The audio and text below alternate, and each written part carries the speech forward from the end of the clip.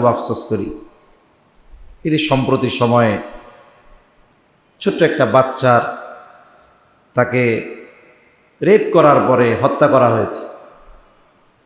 কি নৃশংস একটা ঘটনা। পাশাপাশি ফ্ল্যাটে অবস্থান করতেছে, পাশের ফ্ল্যাটে। তা ইসলাম এই ধরনের কর্মকাণ্ডে যারা লিপ্ত এদের জন্য শাস্তির বিধান দিয়েছে। সে যদি বিবাহিত পুরুষ হয় তাকে রজম, পাথরে নিক্ষেপ করে হত্যা করতে হবে।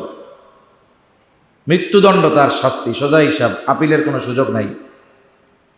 অনেক আগে আমি একটা লেখা পড়ছিলাম, সম্ভবত অ্যারিস্টটল মনে হয়, উনি বা ওনার যে কোনো একজন শাগরেদ হবে। উনি বলছে যে যেখানে অপরাধের শাস্তি হয় না ওই জায়গায় কখনো আইন দিয়ে অপরাধ কমানো যায় না। আইন হবে কিন্তু অপরাধ কমবে না। কি প্রমাণটা কি? আজ থেকে কয়েক বছর আগে, 3-4 বছর বা বেশি হতে পারে, একবার এই ধর্ষণ নিয়ে খুব আলোড়ন সৃষ্টি হয়েছে। ওই সময় প্রত্যেক জায়গায় মসজিদগুলা থেকেও মিছিল বের হয়েছে, আমরাও জোরালো আলোচনা করছি। একটা সময় ধর্ষকের সর্বোচ্চ শাস্তি ছিল যাবজ্জীবন। এটা হলো সর্বোচ্চ শাস্তি ছিল, যদি বিচারপতি চায় তারা ছেড়েও দিতে পারে। এরপরে আন্দোলন কি হলো যে মৃত্যুদণ্ড সর্বোচ্চ শাস্তি হতে হবে। এরপরে ধর্ষকের সর্বোচ্চ শাস্তি মৃত্যুদণ্ড, তার মানে তার যাবজ্জীবনও হতে পারে, 6 মাসের জেলও হইতে পারে, বেকসুর খালাসও হইতে পারে, কিন্তু শাস্তিটা সর্বোচ্চ মৃত্যুদণ্ড। আর শরীয়তে ইসলামে যদি বিবাহিত কোনো নারী পুরুষ এই ধরনের অপরাধে জড়িত হয় তার সর্বোচ্চ শাস্তি না, তার একমাত্র শাস্তি মৃত্যুদণ্ড। কথা বুঝতে পারছেন? দুইটারই শাস্তি মৃত্যুদণ্ড, কিন্তু এক জায়গায় সর্বোচ্চ আর এক জায়গায় একমাত্র, বিকল্প কোনো অপশন নাই। তা দেখুন, ওই সময় আন্দোলন হলো, আইন হলো যে ধর্ষকের সর্বোচ্চ শাস্তি মৃত্যুদণ্ড। বলুন তো, সর্বোচ্চ শাস্তি আগের চেয়ে বাড়ছে, কিন্তু বলেন তো এই ধরনের অপরাধ কি সমাজ থেকে কমছে? না কমার কারণ কি? অন্যতম কারণ, শাস্তি আইনে আছে, কার্যকর নাই। শাস্তি আইনে আছে, কার্যকর নাই। বেশ কিছু বছর আগে একজন সিরিয়াল কিলার, সাথে সাথে সে, মানে শব্দটা বারবার বলতে হতো, ভালো লাগে না। জুমার দিন মসজিদে আমাদের বাচ্চারা আমাদের সাথে আসে জুমার নামাজ পড়তে। অনেক সময় আমার বাচ্চাটাও এরকম হয়, নতুন কোনো শব্দ শুনলে সে ওইটা রিপিট করে অথবা জানতে চায়। তো মনে করেন যারা মুরব্বী, যাদের নাতি নাত করে আছে, যার সন্তান আছে, সে যদি বাপরে জিজ্ঞাসা করে আব্বু এই শব্দটার অর্থ কী, এমন পরিস্থিতি যে আমরা না বলেও আমাদের উপায় নাই, বলতে হয়। আবার ওদের কথাও চিন্তা করি, বয়সের সাথে সাথে অনেক কিছু এমনিই বুঝতে পারে, কিন্তু এই যে ছোটবেলার কৌতূহলী মন অপরিচিত শব্দগুলো যখন জানতে চায়, এটা অনেক সময় আমার মনে হয় আমরা অনেকেই বিব্রত করে অবস্থার মধ্যে পড়ে যাই। কি বলবো তার এটা? তা সে ওই অপরাধ করছে, সাথে সাথে 11 জন হত্যা করছে। কয়জন বলেন না? 11 জন। আপনার দৃষ্টিতে কি মনে হয় এই জমিনের এক ফোঁটা পানি ওকে গ্রহণ করতে দেওয়া উচিত? ও এখনো জেলখানায় আছে, রাজার হালে আছে। হয়তো কোনো এক সময় কোনো এক অর্থলোভী মানবরূপী পশু আইনজীবী, ওই উকিল তার পক্ষে কাজ করবে, আর একজন ওই বিচারক মানবরূপী শয়তান, ও তাকে ছেড়ে দিবে। এরকম বেশ কয়েকটা ঘটনা আবার সম্প্রতি সামনে আসছে যে এরা তো এই ধরনের অপরাধ করছে, এদের তো শাস্তি হয় নাই। এই জন্যই এই রামি স্যার বাবা জোর গলায় বলতেছে আপনারা কিচ্ছু করতে পারবেন না। আমরা হয়তো চিন্তা করতেছি এতে শাস্তি চায় না। একজন মানুষ ভিকটিম হওয়ার পরে, মাজলুম হওয়ার পরে সে বিচার না চাওয়া, এটা যে কত বড় এক জঘন্য বিষয়, এটা যে কত বড় একটা বিষয়, এটা আমরা অনেক সময় অনুধাবন করতে পারি না। এই জন্য বিষয়টা খেয়াল রাখতে হবে। শরীয়তে ইসলাম যেই বিষয়ের শাস্তি কার্য করার সুস্পষ্ট নির্দেশনা দিয়ে দিয়েছে। এই পৃথিবীতে কয়েকটা দেশ আছে, এই পৃথিবীতে 100% একেবারে শরীয়তের নিয়ম নীতি অনুযায়ী কোনো দেশ এখনো নাই, কিন্তু যারা মানে সবচেয়ে বেশি মানার চেষ্টা করে বর্তমানে হলো ইমারাতে ইসলামিয়া আফগানিস্তান। এরা সবচেয়ে বেশি মানে, এখনো 100% কিন্তু পারে নাই, এরা সবচেয়ে বেশি মানে। মধ্যপ্রাচ্যের কয়েকটা দেশে, আফ্রিকারও কয়েকটা দেশে যিনি এই ধরনের অপরাধ করবেন, যদি এটা প্রমাণিত হয় তাহলে তার শাস্তি একমাত্র মৃত্যুদণ্ড। এই কয়েকটা অপরাধের শাস্তি শরীয়ত অনুযায়ী থাকার কারণে ওই দেশের আইন শৃঙ্খলা, ওই দেশের অরাজকতা অনেকাংশে কম।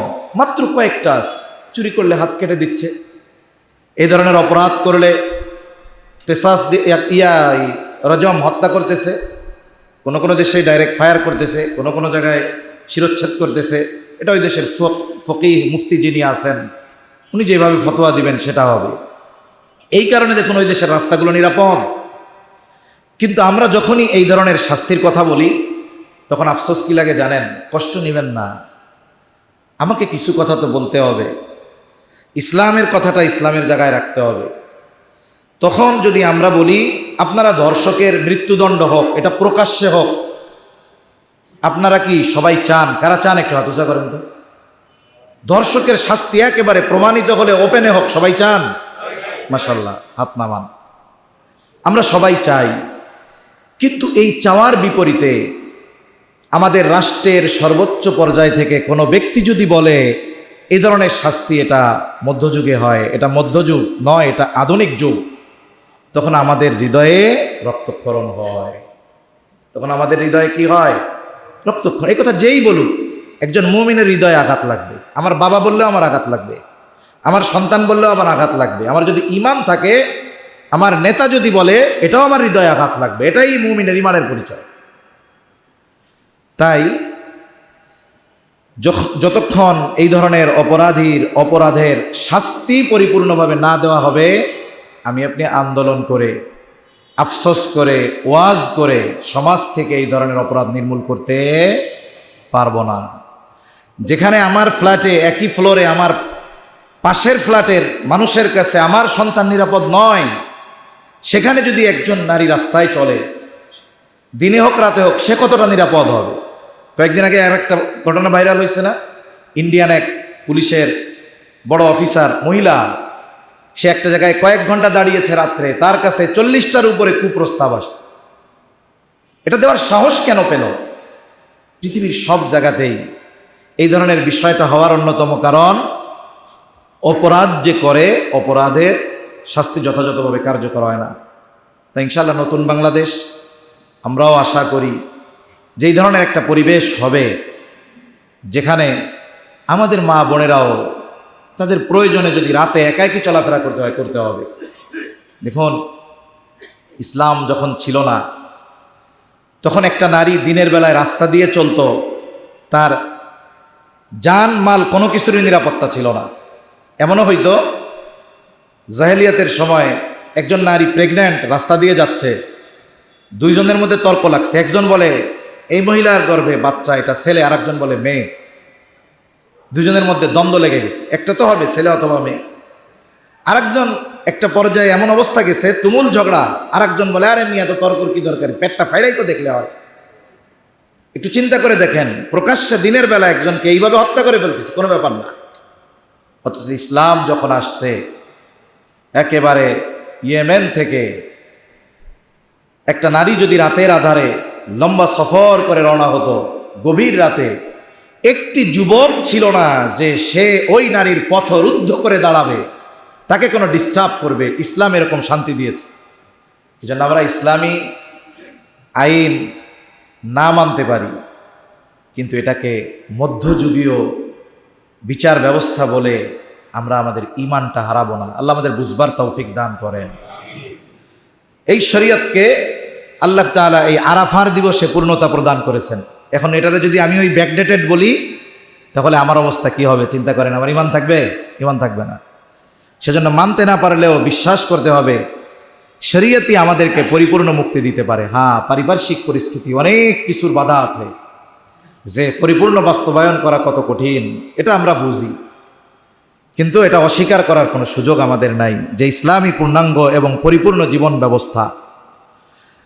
তাই আরাফাত দিবসে আল্লাহ সুবহানাহু ওয়া তাআলা শরীয়তে ইসলামকে পরিপূর্ণ ঘোষণা করেছেন। এটা ইহুদিদের কাছে বড় তামান্নার বিষয় ছিল। একদিন একজন ইহুদি ওমর রাদিয়াল্লাহু তাআলা আনহুর কাছে সেই কথা বলতেছে যে খলিফাতুল মুসলিমিন, যে আপনাদের কোরআনে একটা আয়াত আছে, আল্লাহ তাআলা যদি ওইটা মুসা আলাইহিস সালামের উপরে অবতীর্ণ করতেন, ওই দিনটাকে আমরা আমাদের জন্য ঈদের দিন হিসাবে নির্ধারণ করতাম। কোন দিন? উনি বলতেছে ওই আয়াতটা যেই দিন নাজিল হয়েছে ওই দিন। আয়াতটা কি আমরা সবাই জানি, আল-ইয়াউমা আকমালতু লাকুম দীনাকুম ওয়া আতমামতু আলাইকুম নি'মাতি ওয়া রাদিতু লাকুমুল ইসলাম দীনা। আল্লাহ তাআলা বলেন, আল-ইয়াউমা আকমালতু লাকুম দীনাকুম, আজকে আমি তোমাদের জন্য তোমাদের দিনকে পরিপূর্ণ করে দিলাম। ওয়া আতমামতু আলাইকুম নি'মাতি ওয়া রাদিতু লাকুমুল ইসলাম দীনা। আল্লাহ তাআলা বলেন, ওয়া আতমামতু আলাইকুম নি'মাতি, আর তোমাদের জন্য আমি আমার নেয়ামতকে পরিপূর্ণ করে দিলাম। দিন মানলে পরিপূর্ণ নেয়ামত পাওয়া যাবে। ওয়া রাদিতু লাকুমুল ইসলাম দীনা, তোমাদের জন্য ইসলামকে একমাত্র দিন তথা জীবন ব্যবস্থা হিসাবে আমি আল্লাহ মনোনীত করলাম। তাহলে ইসলাম যে আমাদের পরিপূর্ণ জীবন ব্যবস্থা, এটা দুনিয়ার কোনো শাসক আমাদের উপরে চাপিয়ে দেয় নাই। ইসলামকে আমাদের জন্য কমপ্লিট কোড অফ লাইফ, পরিপূর্ণ জীবন ব্যবস্থা হিসাবে আমাদের জন্য যিনি মনোনীত করেছেন তিনি মালিকাল মুলক, যিনি রাজাধিরাজ, আসমান জমিন সহ সব কিছুর স্রষ্টা, সেই মালিক আমাদের জন্য এটাকে নির্ধারণ করে দিয়েছেন। ওই দিনটা ছিল আরাফার দিবস। হযরত ওমর রাদিয়াল্লাহু তাআলা আনহু বলেন যে এটা কার উপরে, কোন দিন, কোন সময় নাজিল হয়েছে এটা আমি জানি। এটা আরাফার দিবস, ওই দিন ছিল জুমার দিন। মুহাম্মদুর রাসূলুল্লাহ সাল্লাল্লাহু আলাইহি ওয়াসাল্লামের উপরে এটা নাজিল হয়েছে। এটা আমি ওই সময় নবীজির সাথে ছিলাম। তাহলে এক নম্বর আরাফার দিবস, এই দিবসে আল্লাহ তাআলা শরীয়তে ইসলামকে পরিপূর্ণতা প্রদান করেছেন। দুই নম্বর, অধিক পরিমাণে মানুষকে আল্লাহ তাআলা এই দিন জাহান্নাম থেকে মুক্তি দান করেন। আয়েশা সিদ্দিকা রাদিয়াল্লাহু তাআলা আনহা হতে বর্ণিত, রাসূল আকরাম সাল্লাল্লাহু আলাইহি ওয়াসাল্লাম বলেন, সহিহ মুসলিমের হাদিস, মা মিন ইয়াউমিন আকসারা মিন আন ইউতিকাল্লাহু ফীহি আবাদাম মিনান নারি মিন ইয়াউমি আরাফা। রাসূল আকরাম সাল্লাল্লাহু আলাইহি ওয়াসাল্লাম বলেন, আল্লাহ তাআলা এই দিনে এত অধিক পরিমাণ মানুষকে জাহান্নাম থেকে মুক্তি দেন যা আর কোনো দিন আল্লাহ সুবহানাহু ওয়া তাআলা দেন না। তার মানে দিবস হিসাবে শুধুমাত্র ওই দিনে এত মানুষকে আল্লাহ তাআলা জাহান্নাম থেকে মুক্তি দেন যা আর কোনো দিবসে আল্লাহ তাআলা দেন না। এই যে এই দিন মুক্তি পাওয়ার যেই সংবাদ, এটা শুধুমাত্র আরাফায় অবস্থানকারী যারা তাদের জন্যই শুধু খাস তা নয়, পৃথিবীর যেই প্রান্তে যেই থাকুক না কেন, এই দিবসটায় যদি আল্লাহ তাআলার কাছ থেকে যথাযথভাবে চাওয়া যায়, তাহলে এই দিন আল্লাহ তাআলার পক্ষ থেকে আমরা সবাই ক্ষমা পাবো, মাফ পেয়ে যাব। যদি নামটা জাহান্নামীদের তালিকায় থাকে, যথাযথভাবে যদি আল্লাহর কাছে মাফ চাইতে পারি, তাহলে আমরা জান্নাতীদের তালিকায় অন্তর্ভুক্ত হয়ে যেতে পারবো। তাই নবীজি বলেন, এই দিন এত অধিক পরিমাণ মানুষকে আল্লাহ জাহান্নাম থেকে মুক্তি দেয় যে আর কোনো দিবসে আল্লাহ তাআলা এই পরিমাণ মানুষকে মুক্তি দেয় না। আরাফার দিবসের আর একটা বিশেষ গুরুত্ব আছে। হাদিসের মধ্যে, কোরআনুল কারিমে আমরা অনেক রজনীর ফজিলতের কথা শুনি। যেমন মহিমান্বিত ফজিলতময় একটি রাত হলো শবে কদর, লাইলাতুল কদর। যেটা শবে কদরের ফজিলতের পরিধি কতটুকু?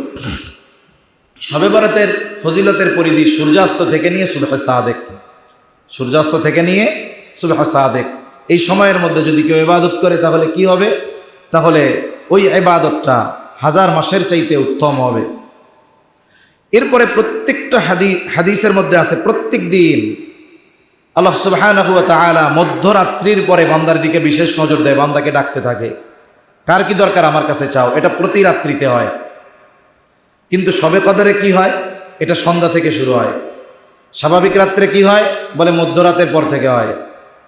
কিন্তু আরাফার দিবসের ফজিলত হলো, এই দিনের ফজিলতটা যে আল্লাহ তাআলা এই দিন বান্দাকে একেবারে সূর্যাস্ত পর থেকে নিয়ে বান্দাকে আহ্বান করতে থাকে, বান্দাকে ডাকতে থাকে, কার কি প্রয়োজন আমার কাছে চাও। এই ফ্যাসিলিটিটা গোটা বিশ্ববাসী কেন পায় বলে, এই যে এই দিন সকাল থেকে নিয়ে কমপক্ষে সন্ধ্যা পর্যন্ত হাজী সাহেবানরা আরাফার ময়দানে বাধ্যতামূলকভাবে অবস্থান করতেই হয়। ওইখানে একদল মানুষ, পুরুষ যারা সাদা কাপড়ে বেষ্টিত হয়ে কাফনের কাপড়ে মুড়িয়ে আল্লাহ তাআলার কাছে চায়, ওই দিনের দোয়া আল্লাহ ফিরাইয়া দেন না। আল্লাহ সুবহানাহু ওয়া তাআলা সাথে সাথে আমাদের জন্য এই সুযোগ রাখছে যে আমরাও আল্লাহ তাআলার কাছে যদি এই দিবসে যথাযথভাবে চাই, তাহলে আল্লাহ তাআলা আমাদেরকেও ক্ষমা করে দিবেন। সাথে সাথে হাজীদেরকে, যারা যথাযথভাবে আল্লাহর জন্য হজ করে, হাজী থেকে আলহাজ হিসাবে প্রমোশন পাওয়ার জন্য হজ করে এমন নয়, অথবা মানুষকে বারবার বলার জন্য যে এটা হলো আমি তৃতীয়বার হজ থেকে আনছিলাম, এই আমার চতুর্থবার হজ থেকে যে রুমালটা আনছিলাম ওইটা আনতো, এইরকম বলার জন্য নয়। হজ একমাত্র যারা আল্লাহর জন্য করে, আল্লাহ রাসূল সাল্লাল্লাহু আলাইহি ওয়াসাল্লাম জানিয়ে দেন, ফিরিশতাদের উপস্থিতিতে, ওই যে আল্লাহর জন্য যারা হজ করে ফিরিশতাদের উপস্থিতিতে তিনি তাদের ক্ষমার ঘোষণা দান করেন। সুবহানাল্লাহ। সাথে সাথে হাজী হোক কিবা হাজী নয়, পৃথিবীর যেই প্রান্তে মানুষ থাকুক, আল্লাহ রাসূল সাল্লাল্লাহু আলাইহি ওয়াসাল্লাম বেশি বেশি দোয়া করার কথা বলছে। কেন? নবীজি বলেন, খায়রুদ দুআই দুআউ ইয়াউমিল আরাফা। নবীজি সাল্লাল্লাহু আলাইহি ওয়াসাল্লাম বলেন, সবচাইতে উত্তম দোয়া হলো আরাফার দিবসের দোয়া। এই জন্য জিলহজ মাসের 9 তারিখ আমরা যারা দেশে আছি অথবা যারা প্রবাসে থাকবে, আত্মীয় স্বজন যারা আছে সবাইকে আমরা জানায় দিব, এই দিবসটাতে রোজা রাখার সাথে সাথে বেশি বেশি আল্লাহ সুবহানাহু ওয়া তাআলার কাছে আমরা দোয়া করব।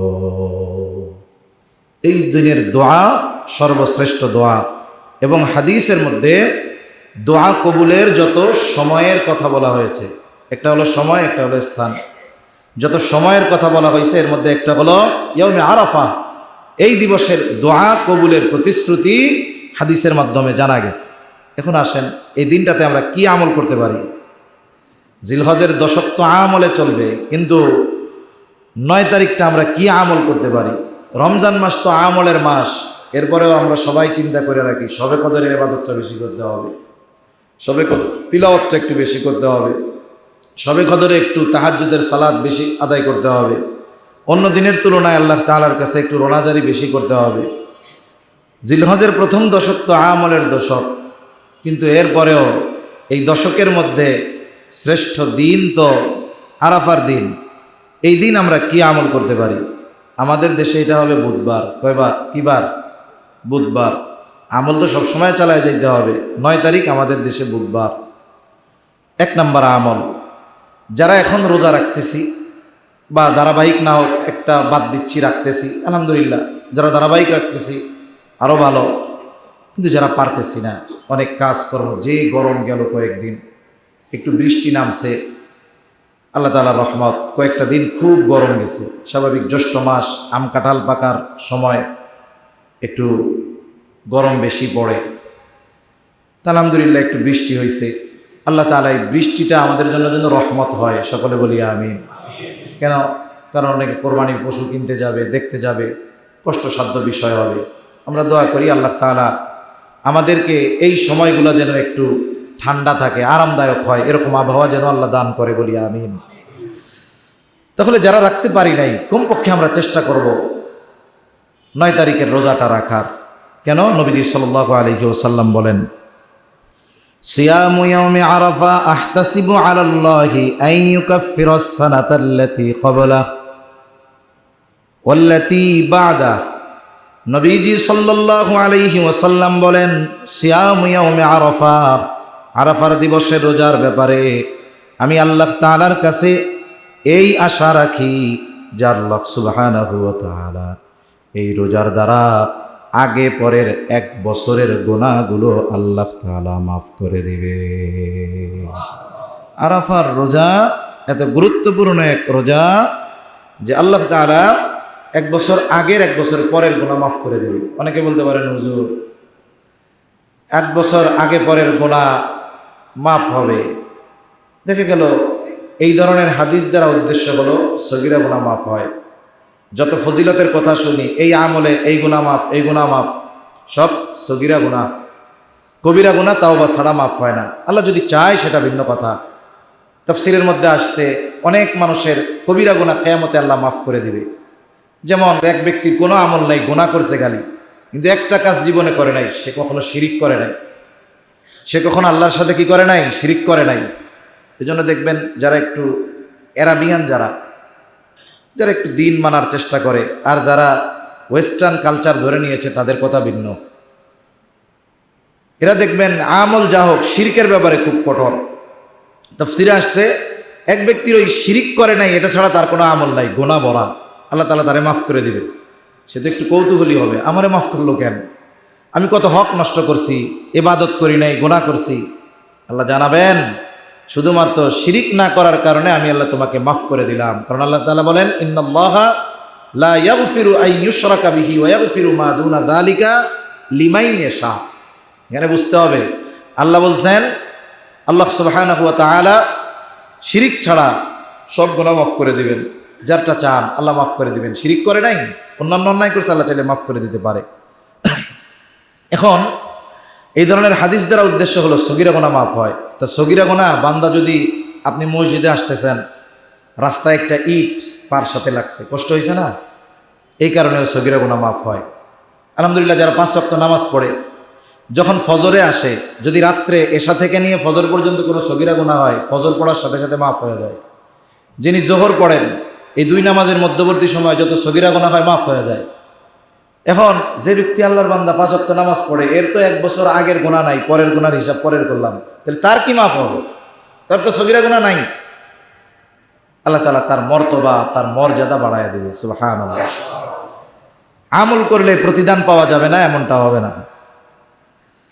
তা এই জন্য এই দিনে রোজা রাখা। তবে যারা হাজী সাহেব যারা আছেন, আপনাদের হয়তো অনেক পরিচিত আত্মীয় স্বজন হজে গেছে, তারা এই দিন রোজা রাখবে না। কারণ রাসূল সাল্লাল্লাহু আলাইহি ওয়াসাল্লাম বিদায় হজের সময় তিনি রোজা আছেন কি নাই সাহাবায়ে কেরাম এটা বুঝতে পারতেছিল না। তখন নবীজি সাল্লাল্লাহু আলাইহি ওয়াসাল্লামের কাছে 1 পেয়ালা দুধ নিয়ে যাওয়া হলো যে উনি কি করেন দেখার জন্য। আল্লাহ রাসূল সাল্লাল্লাহু আলাইহি ওয়াসাল্লাম এক জায়গায় অবস্থান করতেছিলেন আরাফার ময়দানে। দুধ যখন দেওয়া হলো নবী সাল্লাল্লাহু আলাইহি ওয়াসাল্লাম দুধ পান করলেন। সাহাবায়ে কেরামের সংশয় যে ছিল সেটা দূর হয়ে গেছিল যে না, নবীজি সাল্লাল্লাহু আলাইহি ওয়াসাল্লাম আজকে রোজা নাই। যদি কোনো ব্যক্তি হানাফি মাযহাবের যেটা ফতোয়া, যদি কোনো ব্যক্তি, যেহেতু হজ ফরজ, এটা মন চাইলেই যাওয়া যায় না, নফল রোজা যখন খুশি রাখা যায়, হায়াত থাকলে আরাফার রোজা রাখা যাবে, 9 তারিখের রোজা রাখা যাবে। কিন্তু অনেকে আছে, সামর্থ্য আছে, কিন্তু জীবনে একবারের বেশি হজ করার মতো সুযোগ হয় না। হজের কোনো আহকাম রোজা রাখার দ্বারা, স্বাভাবিক রোজা রাখলে যত শক্তিশালী মানুষ হোক দুর্বল হয়ে যেতে পারে। আরাফার দিবস কত কষ্ট করতে হয়, সারাদিন আরাফার ময়দানে অবস্থানের পর এরপরে আবার আসতে হবে মুজদালিফায়। যতই ব্যবস্থাপনা ভালো হোক, এখন তো অনেক ভালো, কিন্তু কি কষ্টটা হয় এটা যারা যায় তারা বুঝে। মুজদালিফায় এসে অনেকের হেঁটে আসতে হয়, পা, মাজা, পিঠ সব ব্যথা হয়ে যায়, ঠোস পড়ে যায়। ওই জায়গায় আসার পরে অল্প কিছু সময় বিশ্রামের সুযোগ পাওয়া যায়, আবার রওনা হয়ে যাইতে হয় মিনার দিকে। কত কষ্ট হেঁটে যাওয়া, যানবাহনে গেলেও দীর্ঘ সময় বসে থাকতে হয়। এখন এই যে ইবাদতগুলা, ওই নফল এক রোজা রাখতে গিয়ে এটাই যদি বিঘ্ন ঘটে তাহলে কি হইলো? ও যদি কায়ত হয়ে পড়ে যায় ওই গরমের মধ্যে রোজা রেখে অজ্ঞান হয়ে। এজন্য কোনো ফকিহ বলেন যে এই দিন তারা তো সবচাইতে বড় ফজিলত অর্জনের জন্য আছে, এই দিনের ফজিলতটা যারা হজে যায় নাই তারা অর্জন করুক। আর এই দিন হজের ইবাদতটা যথাযথভাবে করার জন্য তাদের রোজা না রাখাই মুস্তাহাব। যদি এটা অনেক গুরুত্বপূর্ণ বিষয় হতো হাজিদের জন্য, তাইলে নবীজি সাল্লাল্লাহু আলাইহি ওয়াসাল্লাম ওই বিদায় হজে এরকম ফজিলতের রোজা তিনি ছাড়তেন না। যেই রোজার ব্যাপারে নবীজি নিজে বলছেন যে 1 বছরের আগে পরের গুনাহ মাফ হয়ে যাবে, আমি আশা রাখি। এমন ইবাদত তাই হাদিস সাহেবরা এই দিন না রাখা মুস্তাহাব। হ্যাঁ, যদি কেউ এমন হয়, এমন শক্তি সামর্থ্য যে কোনো বিঘ্নই ঘটবে না, তাহলে তার কথাটা ভিন্ন। তাহলে এই দিনের প্রথম কাজ যে আমরা এই দিন রোজা রাখবো। 2 নম্বর, এই দিন বেশি বেশি আমরা আল্লাহর কাছে দোয়া করব। আর দোয়া যেন কবুল হয় এই জন্য এই দিন সব ধরনের গুনাহ থেকে বেশি বেশি বেঁচে থাকার চেষ্টা করব। নবীজি সাল্লাল্লাহু আলাইহি ওয়াসাল্লাম জানায় দেন, ইয়াউমু আরাফা হাযা ইয়াউমুন মান মালাকা ফীহি সামাহু ওয়া বাসারাহু ওয়া লিসানাহু গুফিরা লাহু। নবীজি সাল্লাল্লাহু আলাইহি ওয়াসাল্লাম বলেন, আরাফার দিবস এমন এক দিবস যেই ব্যক্তি এই দিন তার দৃষ্টি, এই দিন যার শ্রবণ, এই যে তার জবান যে নিয়ন্ত্রণে রাখতে পারবে, নবীজি জানায়া দেন তাকে আল্লাহ তাআলা ক্ষমা করে দিবে। অনেক আমল করা যায় নাই, কিন্তু আমি কানের গুনাহ করি নাই, আমি চোখের গুনাহ করি নাই, জবানের গুনাহ করি নাই। মুসনাদে আহমদে আসছে, নবীজি বলেন এই যে এই দিনের সম্মানার্থে সে তার নজর, তার কান, তার জবানকে গুনাহ থেকে বাঁচাইছে, এজন্য আল্লাহ তাআলা তাকে মাফ করে দিবে। সুবহানাল্লাহ। আমি গুনাহ করতেছি না, ভালো কাজ করতেছি না ঠিক, কিন্তু গুনাহটা থেকে বেঁচে থাকতেছি। কিন্তু কেন? অতিরিক্ত তাসবিহ তাহলিল করতেছি না, কিন্তু আমার জবানকে গুনাহ থেকে বাঁচায় রাখছি। কেন? আমার উদ্দেশ্য এই দিনটা তো আরাফার দিবস। আমার নিয়ত দুনিয়ার কেউ জানে না, কিন্তু জানে কে? এই জন্য নবীজি বলেন এই দিন যে তার শ্রবণ মানে কানকে নিয়ন্ত্রণে রাখবে, চক্ষুকে নিয়ন্ত্রণে রাখবে, দেখাকে নিয়ন্ত্রণে রাখবে, জবানকে নিয়ন্ত্রণে রাখবে, আল্লাহ তাআলা তাকে মাফ করে দিবে। এমন এক দিবস যেই দিন গুনাহ থেকে বাঁচলেও মাফ পাওয়া যায়। এখন আরাফার দিবসে তো দোয়া করবো। খায়রুদ দুআ দুআউ ইয়াউমিল আরাফা। কোন দোয়া আমরা করব? নবীজি এমন একটা দোয়া শিখিয়ে দিয়েছেন যেই দোয়াটা সব নবী রাসূলরা করছে। রাসূল আকরাম সাল্লাল্লাহু আলাইহি ওয়াসাল্লাম বলেন, খায়রুদ দুআই দুআউ ইয়াউমিল আরাফা ওয়া খায়রু মা কুলতু আনা ওয়ান নাবিয়্যুনা মিন ক্বাবলি। ওই দোয়াটাই সর্বোত্তম দোয়া যেটা আমি করেছি, আমার পূর্বে সব নবী রাসূলগণ করেছে। সেই দোয়াটা হলো লা ইলাহা ইল্লাল্লাহু ওয়াহদাহু লা শারীকা লাহু লাহুল মুলকু ওয়া লাহুল হামদু ওয়া হুয়া আলা কুল্লি শাইইন কাদির। যারা আমরা সকাল সন্ধ্যার তাসবিহ সমূহ পাঠ করি, কমপক্ষে সকালে সন্ধ্যায় আমরা কমপক্ষে একবার হলেও এটা পড়ি। অথচ দেখুন এই দোয়াটা হলো এমন এক দোয়া, নবীজি বলতেছেন আরাফার দিবসের সর্বোত্তম দোয়া হলো আরাফার দিবসের দোয়া। আর ওই দিবসের সবচাইতে উত্তম দোয়া হলো এইটা, যেটা আমি এবং আমার পূর্বে সব নবীগণ করেছেন। সেই দোয়াটা হলো এই দোয়া, লা ইলাহা ইল্লাল্লাহু ওয়াহদাহু লা শারীকা লাহু লাহুল মুলকু ওয়া লাহুল হামদু ওয়া হুয়া আলা কুল্লি শাইইন কাদির। লা ইলাহা ইল্লাল্লাহ, আল্লাহ ছাড়া কোনো ইলাহা নাই, কোনো মাবুদ নাই। ওয়াহদা, তিনি এক, একক। লা শারীকা লাহ, তার কোনো শরীক নাই। লাহুল মুলক, এই যে রাজত্ব একমাত্র তার। ওয়া লাহুল হামদ, সকল প্রশংসা একমাত্র তার। ওয়া হুয়া আলা কুল্লি শাইইন কাদির, তিনি প্রত্যেকটি জিনিসের উপরে সর্বশক্তিমান, ক্ষমতাবান। এই দোয়াটা হলো আরাফার দিবসের সর্বোত্তম দোয়া। সাথে সাথে অন্যান্য অনেক দোয়া আছে, আমরা করতে পারি, ইস্তেগফার করতে পারি, আল্লাহ তাআলার কাছে ক্ষমা চাইতে পারি। এরপরে আরাফার দিবসের অন্যতম গুরুত্বপূর্ণ আমল, অনেক সময় ছোটবেলায় এই যে তাকবীরে তাশরিক আমরা পাঠ করি, 9 তারিখ ফজর থেকে নিয়ে একেবারে 13 তারিখ আসর পর্যন্ত 23 ওয়াক্ত। কয় ওয়াক্ত? 23 ওয়াক্ত। অনেক সময় অনেকের পেস লেগে যায়, এটা কেমনে, কোন দিন কি এত পেস লাগে কেন? প্রথম হিসাব হলো এটা শুরু হবে হাজিদের আরাফায় যেই ফজরে যাবে ওই ফজর থেকে, ফজরের পরে যাবে তো ওই ফজর থেকে, মানে 9 তারিখ ফজর থেকে। আর শেষ হবে কোন দিন? আমরা 3 দিন, কোরবানির 3 দিন আর এর পরের দিন, এই 4 দিন রোজা রাখা হারাম। এই 4 দিন রোজা রাখা কি? কোরবানির দিন, এর পরে কয় দিন? 3 দিন রোজা রাখা কি? একেবারে ঠিক। আরাফার দিন আর এই 4 দিন রোজা রাখা, যে 4 দিন হারাম, আল্লাহর মেহমান আমরা, ওই 4 দিন আমরা তাকবীরে তাশরিক পাঠ করব। একেবারে 13 তারিখ আসর পর্যন্ত, মানে সূর্যাস্তের সাথে সাথে আরবি 1 তারিখ শেষ হয়, আর 1 তারিখ শুরু হয়। এই হিসাবে আরাফার তারিখ 9 তারিখ থেকে শুরু, আর যে কয়দিন আল্লাহর মেহমান আছি 13 তারিখ আসর পর্যন্ত, মোট 23 অক্ত আমরা প্রত্যেক ফরজ নামাজের পরে কমপক্ষে একবার, পুরুষরা উচ্চ স্বরে, মহিলারা নীরবে একবার তাকবীরে তাশরিক পাঠ করবে। তাকবীরে তাশরিক কি জানা আছে আপনাদের? আল্লাহু আকবার, আল্লাহু আকবার, লা ইলাহা ইল্লাল্লাহু, আল্লাহু আকবার, আল্লাহু আকবার, ওয়ালিল্লাহিল হামদ। জামাতে হোক, একাকী হোক, যিনি ফরজ নামাজ শেষ করবেন তিনিই ফরজের পরে এটা পড়বেন। অনেক সময় অনেকে বসে থাকি আমরা, ইমাম সাহেব যদি কয় আমরা কমু, হতে পারে ইমাম সাহেবের জেহেন থেকে ছুটছে, যার মনে আছে মসজিদে উচ্চ আওয়াজে বলা শুরু করবে। এখানে আর একটা মাসালা আছে। এখন একজন ব্যক্তি একাকী নামাজ পড়ছে, নামাজ পড়বার পর তাকবীরে তাশরিক বলতে তার মনে নাই, ভুলে গেছে, মনে নাই।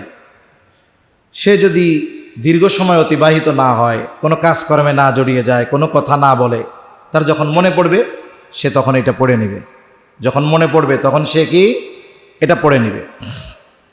এরপরে অনেকের হয়তো নামাজ কাজা হয়ে যায়। কাজা নামাজ যদি হয়ে যায়, দেখা গেল তাকবীরে তাশরিকের দিন সমূহের মধ্যে, আর ওই সময়গুলোর মধ্যে হয়তো সে 10 তারিখ জোহরের নামাজটা 11 তারিখ পড়তেছে, সে ওই দিন ওইটার সাথে কাজা করে নেবে। কিন্তু যদি এমন হয়ে যায় যে সে নামাজ কাজা করছে তো আর পড়ছে গিয়ে 15 দিন পর, যেহেতু সময় পার হয়ে গেছে, ওই সময় শুধু নামাজ কাজা করবে, তাকবীরে তাশরিক তার বলা লাগবে না। তা মুসলমান নামাজ কাজা করব কেন? নামাজ তো আমরা পড়বই, এটা যেন খেয়াল থাকে আমাদের। তাহলে দেখুন, 9 তারিখ ফজর হতে 13 তারিখ আসর পর্যন্ত সর্বমোট 23 অক্ত তাকবীরে তাশরিক পাঠ করতে হবে। এখন এই তাকবীরে তাশরিক নামটা আসলো কেমনে? মানে এটার নামটা কি, কেন আসলো? হাজী সাহেবরা মিনায় যাওয়ার পর, মিনায় কোরবানির পর ওই গোস্ত শুকাইতে দিতেন, রৌদ্র উজ্জ্বল তাপে গোস্ত শুকাইতে দিতেন। এখন তো ফ্রিজে সংরক্ষণ করা হয়, ওই সময় এটাকে শুকাইয়া শুটকি বানায় সংরক্ষণ করা হইতো। এটা খুব সুস্বাদু আর ভালোও লাগে, মজাও লাগে। নবী সাল্লাল্লাহু আলাইহি ওয়াসাল্লামও বলেন যে তাকবীরে তাশরিক এই সময়টা, হাদিসের মধ্যেও আসছে যে ওই সময় তারা এইভাবে শুকাইতো। অনেক সময় অনেক জিনিসের নাম আরবরা তাদের কর্মের সাথে মিলায় দেয়, এটা এত মশহুর হয়ে যায় যে ওই নামটা তখন শরীয়তে ইবাদতের সাথেও সম্পৃক্ত হয়ে যায়। মূল ঘটনা এটা। তা এই সময়গুলোতে আমরা খেয়াল করব, বাসায় নারীদেরকেও বলে দিব যে তারাও নামাজের পরে নিম্ন স্বরে কমপক্ষে একবার বলবে। অনেকে ভাবে যে 3 বার বলতে হবে, ওয়াজিব না, একবার বলাই যথেষ্ট। এই বিষয়টাতে আমরা খেয়াল রাখবো ইনশাআল্লাহ। আর আল্লাহ তাআলা কোরআনুল কারীমের মধ্যে বলেন, ওয়াযকুরুল্লাহা ফি আইয়ামিম মা'দুদাত, এই যে নির্দিষ্ট দিন সমূহে তোমরা আল্লাহ তাআলার জিকির করো। মুফাসসিরিনে কেরাম বলেন এর দ্বারা উদ্দেশ্য হলো এই যে আইয়ামে তাশরিক, নির্দিষ্ট দিন সমূহে পাঠ করার কথা শরীয়তে ইসলামে আসছে, তাই এই বিষয়টা আমরা খেয়াল রাখবো। আমাদের দেশে তাহলে তাকবীরে তাশরিক শুরু হবে কিবার থেকে? আগামী বুধবার ফজরের নামাজে আমরা আসব, ওই সময় থেকে চলতে থাকবে একবারে 13 তারিখ আসর পর্যন্ত। এরপরে এই দশকের গুরুত্বপূর্ণ একটি ইবাদত, হজ যাদের উপরে ফরজ তারা হজে আছে, যাদের উপরে হজ ফরজ নাই তারা অন্যান্য আমল করতেছে। সাথে সাথে অন্যতম ইবাদত হলো কুরবানি। কুরবানিও এটা এমন একটা ইবাদত যে আল্লাহ রাসূল সাল্লাল্লাহু আলাইহি ওয়াসাল্লাম বলেন যে এই দিন আল্লাহ তাআলার কাছে এই আমলটা সবচেয়ে বেশি প্রিয়। মনে রাখতে হবে, অনেকে আমরা চিন্তা করি এই দিন একটা ফরজ ইবাদত আছে, নামাজ আছে, এরপরেও কুরবানিটা এত প্রিয় আল্লাহ তাআলার কাছে কেন? আল্লাহ সুবহানাহু ওয়া তাআলা কিছু ইবাদত তো আছে যেই ইবাদতগুলোকে আল্লাহ তাআলা বাধ্যতামূলক করে দিয়েছেন, ওটা আমরা করতে বাধ্য। অনেক সময় দেখা যায় নফল নামাজের ফজিলতের কথা শুনে অনেকের মন চায় যে ফরজ বাদ দিয়ে খালি নফলই পড়ি। এই জন্যই তো শবে বরাত, শবে কদরে কিছু মুসল্লি আছে ফরজ পড়ে না, নফল পড়ে একবারে শেষ করে ফেলে। কিন্তু বিষয়টা হলো যে কোনো নফল ইবাদত এটা পরিপূর্ণ কাজে লাগে কখন বলে যখন তার ফরজ ইবাদত ঠিক থাকে। এখন একজন শুনছে যে দেয়ালে যদি লাক্সারি পেইন্ট করা হয় ওটা অনেক সুন্দর লাগে। এখন এই বেটার ঘরই নাই, ও লাক্সারি রং কিনে কি করবে আমারে বলেন তো? ও যদি তখন রং কিনে মানুষের কি বলবে, এই মিয়া কি করতেছে? এটা একটা উদাহরণ। নফল ইবাদত করলে কোনো বিনিময় ফাঁকা যাবে না, কিন্তু ওই রংটা তার বেশি কাজে লাগবে কখন? যখন তার একটা দেয়াল থাকবে, ওইটার সৌন্দর্য বেশি প্রকাশ পাবে।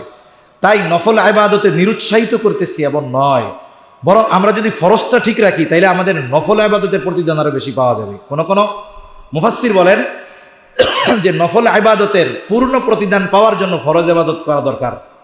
সে কিছু প্রতিদান পাবে, কিন্তু সে যদি ফরজ ইবাদতটা ঠিক রাখে তাহলে নফল ইবাদতে প্রতিদান সে বেশি পাবে। সেজন্য অনেক সময় দেখা যায় যে কিছু ইবাদতের ব্যাপারে ইসলাম বলে এত ফজিলত, কিন্তু মনে হয় ফরজ আমল করতেছি, এটার ফজিলত এত নাই কেন? কারণ নফলটা তো থাকে ঐচ্ছিক, ওইটা বান্দা নিজের উপরে প্রেসার ক্রিয়েট করে, আর ফরজটা তো আল্লাহ তার উপরে চাপায়া দিয়েছেন, সেটা করতে বাধ্য। যার কারণে দেখা যায় যে ওই নফল ইবাদত বান্দা নিজের উপরে প্রেসার ক্রিয়েট করে, গভীর রাত্রে কষ্ট, ঘুম থেকে উঠে করে, পরিশ্রম হয়, কষ্ট হয়। এই জন্য আল্লাহ সুবহানাহু ওয়া তাআলা এই নফল ইবাদতগুলোর অনেক বড় বড় প্রতিদান দেন।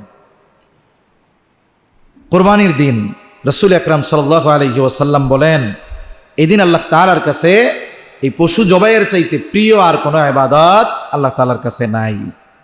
তাহলে আসুন, আল্লাহ তাআলা যাদের সামর্থ্য দিয়েছে, যাদের সামর্থ্য আছে তারা তো কোরবানি দিবে, আর যার সামর্থ্য নাই সে নিয়ত রাখবে যে আল্লাহ যদি আমাকে কোরবানির দিন সমূহের মধ্যে সামর্থ্য দিয়ে দেয়, হতে পারে 10 তারিখ সকালে তার সামর্থ্য হয়েছে। মনে করেন একজন ব্যক্তি, তার কোনো টাকা পয়সা নাই, শুধুমাত্র একটা গরু আছে, সে গরুটা নিয়ে বাজারে গেছে। আজকে শুক্রবার বিক্রয় হয় নাই, শনিবার বিক্রয় হয় নাই, বুধবারেও তার বিক্রয় হয় নাই, বুধবার রাতের বেলা তার বিক্রি হয়েছে গরুটা। এছাড়া এর হাতে আর কোনো টাকা পয়সা নাই, ঋণও হয়েছে কিছু। গরুটা বিক্রি করছে 5 লাখ, 5 লাখ বিক্রি করছে, 50,000 ঋণ ছিল দিয়ে দিছে, এর টাকা আছে এখন 4.5 লাখ। ও যদি পরের দিন কয় না আমি গরিব মানুষ, আমার উপরে কোরবানি তো ওয়াজিব নাই, হবে না কেন? ওই সময়টাতে সে নেশাব পরিমাণে মারের মালিক হয়ে গেছে, পরের দিন তার কাছে 4.5 লক্ষ টাকা আছে, তাহলে তার উপরে কোরবানি কি হয়ে গেল? ওয়াজিব হয়ে গেল। এরকম অনেক মানুষের ক্ষেত্রে হতে পারে যে এই দিন টাকা নাই কিন্তু ওই দিন হয়ে গেছে, তখন তার উপরে ওয়াজিব হয়ে যাবে।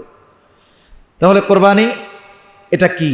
আল্লাহ রাসূল সাল্লাল্লাহু আলাইহি ওয়াসাল্লাম সাহাবা একরামের মজলিস, সাহাবা একরাম বসা, সাহাবা একরাম প্রশ্ন করতেছে, ক্বালা আসহাবু রাসূলিল্লাহি সাল্লাল্লাহু আলাইহি ওয়াসাল্লাম ইয়া রাসূলুল্লাহ মা হাযিহিল আযাহিয়ু, হে আল্লাহর রাসূল সাল্লাল্লাহু আলাইহি ওয়াসাল্লাম, কুরবানি এটা কি? পশু জবাই এটা কি?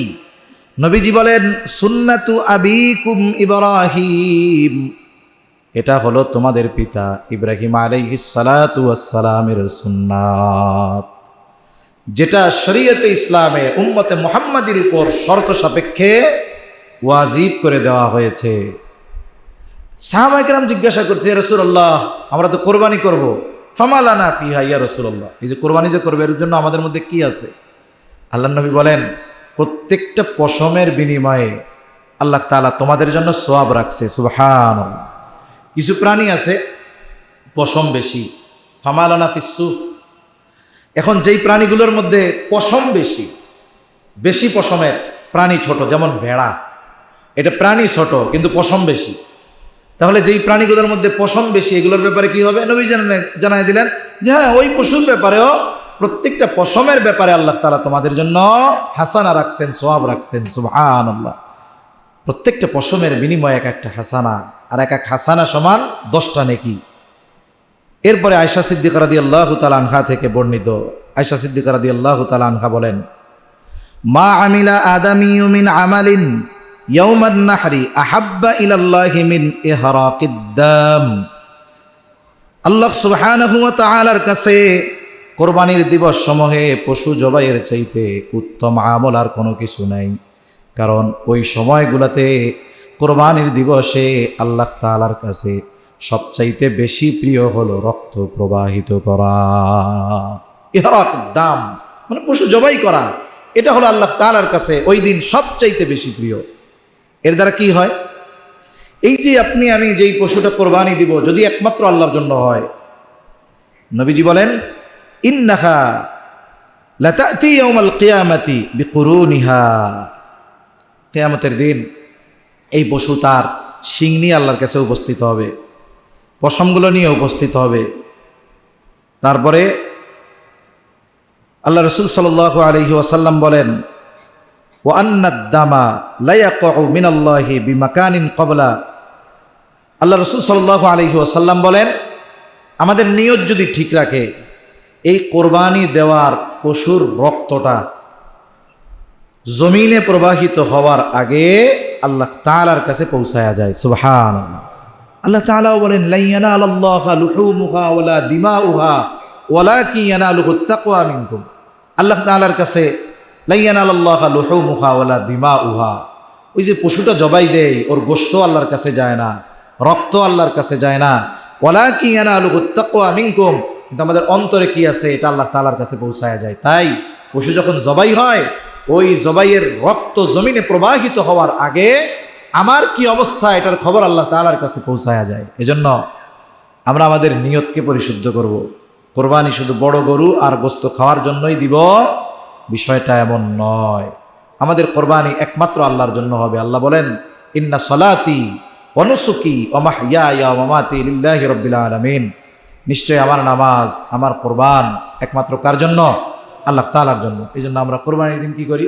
এই হায়াতের মেজদাক নামাজ পড়ি, এরপরে কোরবানি দেই। কোনো ব্যক্তি যদি নামাজের আগে কোরবানি দিয়ে দেয় তাহলে তো তার হবে না। কোরবানির অনেক মাসালা, হুজুর হয়তো কিছু বলেন, আসলে এক মজলিসে মাসালা বললে এত মনে থাকে না। গুরুত্বপূর্ণ কয়েকটি বিষয় আমরা জানি, বাকি আরও গুরুত্বপূর্ণ মাসালা যেগুলো আছে ইনশাল্লাহ আজকে আমরা ওই যে কোনো এক জায়গায় টাঙায় দিব, আমরা একটু দেখে নিব। আমাদের অভ্যাস হলো আমরা আমল করি, কিন্তু ওই আমলের মাসালাগুলো জানার ব্যাপারে আমাদের মধ্যে উদাসীনতা পরিলক্ষিত হয়। যে কোনো মাসালা আমরা জানার চেষ্টা করব। অনেক মাসালা হয়তো হবে আমি বলতেছি না, কিন্তু ওই জায়গাটায় আপনার মনে হবে হ্যাঁ এটা তো আমার প্রয়োজন, আমি তো বুঝি নাই। অনেক বিষয় আছে। এজন্য যখন কোনো ব্যক্তি কোনো ইবাদতের মাসালাগুলো যথাযথভাবে জানতে পারে, তখন কি হয়?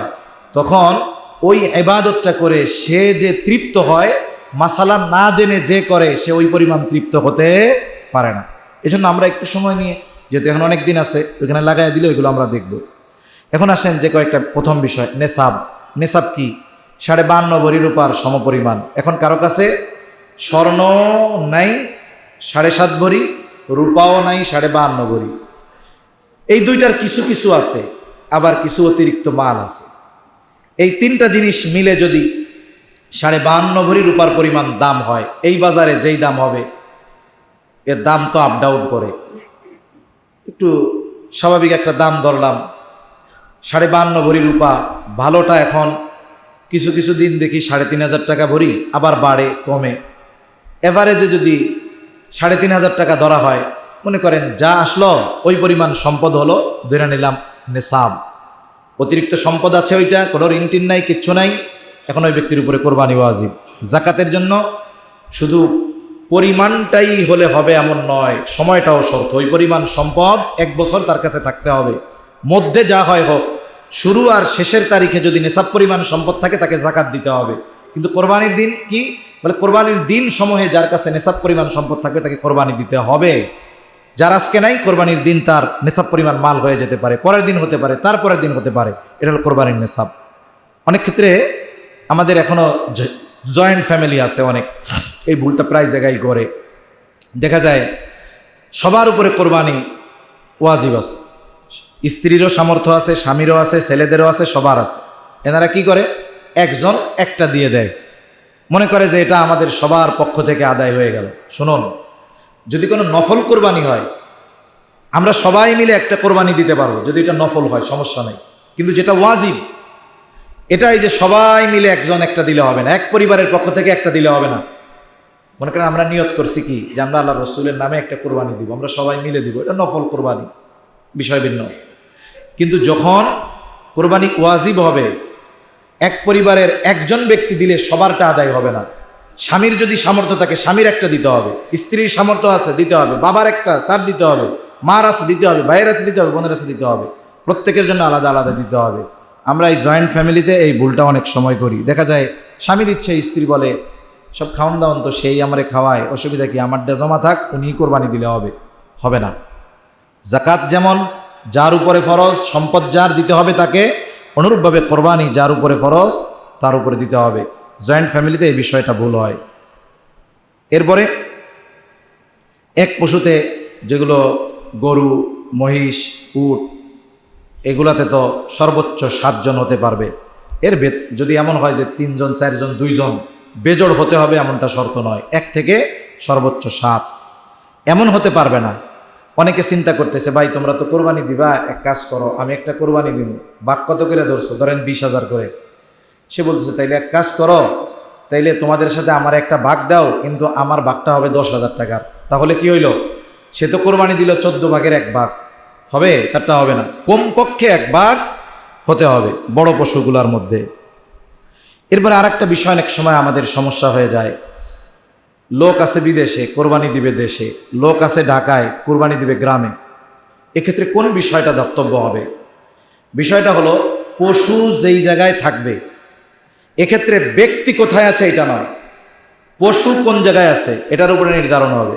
মনে করেন আমাদের দেশের একদিন আগে অনেক জায়গায় ঈদ হবে না, অনেক জায়গায় ঈদ হবে। মনে করেন আপনার আত্মীয় আছে সৌদি আরবে, মিডল ইস্টে, স্বাভাবিক একদিন আগে হবে, সে একটা কোরবানি দিবে। এখন তারটা কি করবেন? সে তো ওই জায়গায় নামাজ পড়ে বয়ে রয়েছে আগের দিন, আপনি ওই দিনই তারটা দিয়ে দিবেন? হবে না। পশু যেই জায়গায় আছে, যেইখানে অবস্থান করতেছে, ওই জায়গার অবস্থার আলোকে কোরবানি দিতে হবে। ও নামাজ আগের দিন পড়ে ফেলছে, পড়ে ফেলুক না, কোরবানি দিবেন কোথায়? পশুটা যে এলাকায় আছে ওই এলাকার নামাজ হওয়ার পরে। আবার দেখেন আপনি আছেন ঢাকাতে বা গ্রামে, বিপরীত রকম, যে নামাজ পড়া হয়ে গেছে, এই জায়গায় নামাজ হয় নাই, পশু এই জায়গায় আছে, দেওয়া যাবে না। তার মানে মূল বিষয়টা হলো পশু যেই জায়গায় আছে ওই এলাকার ঈদের নামাজের পরে কোরবানি করতে হবে। এখন আমি ঢাকায় 7:30টায় পড়ে বসে আছি, গ্রামে নামাজ হবে মনে করেন 9টায়। এখন আমি যদি ওই আমার নামাজ তো হয়ে গেছে, তাড়াতাড়ি আমারটা কোরবানি দে, অন্য কোটি যাওয়ায় হবে না। ওই জায়গার নামাজ শেষ হওয়ার আগে আমি যত আগেই পড়ি না কেন, কোরবানি দেওয়ার কোনো সুযোগ নাই। এজন্য পশু যে জায়গায় অবস্থান করবে সেই জায়গাতেই দিতে হবে, সেই জায়গার সময় অনুযায়ী কোরবানি দিতে হবে। দ্বিতীয় আর একটা বিষয়, আমাদের দেশে এই সময়গুলো আসলেই শুরু হয় যে হুজুর কোরবানির সাথে কি আকিকা দেওয়া জায়েজ? ভাই মাসালা তো জায়েজ, কিন্তু সুন্নাহ আমল তো হইল না। আকিকা তো যথাসময়ে দিয়ে দেওয়ার দরকার ছিল, এজন্য কোরবানির সাথে আকিকা দেওয়া জায়েজ, তবে সুন্নাত কি আকিকা যথাসময়ে দিয়ে দেওয়া, তো এই বিষয়টা আমরা খেয়াল রাখব। এরপরে এই যে মাসালাগুলো যেগুলো আছে, আরও জরুরি জরুরি অনেক বিষয় আছে, আসলে সবগুলো একসাথে বললে বোঝা যায় না, মনে থাকে না। অনেক সময় অনেক অসুবিধার কারণে দিনে কোরবানি দিতে পারে না, রাত্রে দিতে হয়, কসাই পান নাই, কি করবেন? 10 তারিখে কসাইয়ের যে ডিমান্ড, ওই দিন বেলুন ফুলে এত বড় হয়ে যায়, ওই দিন থাকে যে গরু কত দিয়ে কিনছেন এত, ওর উপরে পার্সেন্ট করে আপনার কাছ থেকে টাকা নেবে। অনেকের দেখা যায় 15,000 টাকা শুধু কসাইরেই দেওয়া লাগে, কিন্তু পরের দিনই ওই বেলুনটা চুপসে যায়, আর আগের দিনের মতো ভ্যালু থাকে না। এখন কি করবেন? গরু বেশি, কসাই কম, দেওয়া লাগে অনেক সময়। রাত্রে যদি দিতে হয়, হানাফি মাযহাবে মাকরুহে তানজিহি বলা হয়েছে। কারণটা কি? কারণটা হইল যে আলোক স্বল্পতা বা কোনো মুসিবত হতে পারে, কিন্তু কোনো কোনো ফকিহ বলেন যদি প্রয়োজন হয়ে পড়ে, এখন তো অনেক উজ্জ্বল আলোর ব্যবস্থা আছে, যদি কেউ নিরুপায় হয় তাহলে দিতে পারে, তবে দিনে দেওয়াই উচিত। এই ধরনের অনেক গুরুত্বপূর্ণ মাসালাগুলো আমরা অনলি বেশি না 60-65টা মাসালা জানলে কোরবানির সব বিষয়গুলো জানা হয়ে যায়। তা ওই জায়গায় আমরা টানায় দিব, কারণ সবগুলো সবার প্রয়োজন হবে না, কোনটা কার দরকার সেটা ওইখানে পড়ার পরে আমরা জানতে পারবো ইনশাল্লাহ। জানবো কোরবানির মাসালাগুলো, জানবো আমাদের কোরবানিটা যেন প্রাণবন্ত হয়, আমাদের কোরবানিটা যেন আল্লাহর জন্য হয়, ইবাদতগুলো যেন প্রাণবন্ত হয়, এজন্য আমরা মাসালাগুলো জানবো তো ইনশাআল্লাহ। যদি কোনো কিছু বুঝতে অসুবিধা হয় ইমাম সাহেব হুজুরের কাছে বলবো, তাহলে আমাদের জন্য সহজ হবে। আচ্ছা, আর ইনশাআল্লাহ আমাদের বাইতুল মামুর জামে মসজিদে ঈদুল আজহার সালাত 7:30 অনুষ্ঠিত হবে, 7:30টায় ইনশাআল্লাহ অনুষ্ঠিত হবে। আমরা ঈদের দিনের যেই সুন্নাত সমূহ আছে সেই সুন্নাতগুলো অনুসরণ করে আগে আগে চলে আসব ইনশাআল্লাহ। আল্লাহ তাআলা আমাদের সকলকে কথাগুলো বোঝার তৌফিক দান করেন। আর মেহেরবানি করে এখনো যারা আসতেছেন দ্রুততার সাথে চলে আসেন। আর যেহেতু বাইরে বৃষ্টি হচ্ছে, আমরা জুতাগুলো যখন একটু উঠাবো একটু খেয়াল রাখবো যে জুতার ময়লাটা সিঁড়িতে বা মসজিদের মধ্যে না পড়ে। আর উপরে ফাঁকা জায়গা আছে,